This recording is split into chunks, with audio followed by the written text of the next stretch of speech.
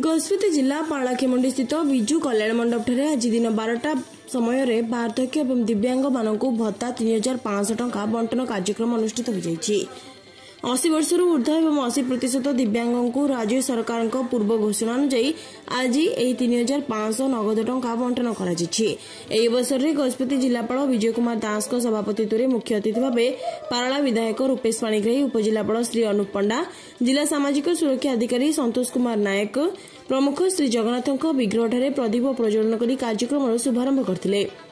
ଏହି ଅବସରରେ ରାଜ୍ୟ ସରକାର ନିର୍ବାଚନ ପୂର୍ବରୁ ବାର୍ଦ୍ଧକ୍ୟ ଭତ୍ତା ଏବଂ ଦିବ୍ୟାଙ୍ଗ ଭତ୍ତାକୁ ନେଇ କରିଥିବା ଘୋଷଣା ପ୍ରକାରେ ଆଜି ହିତାଧିକାରୀମାନଙ୍କୁ 3500 ଟଙ୍କା ପ୍ରଦାନ କରିଥିଲେ।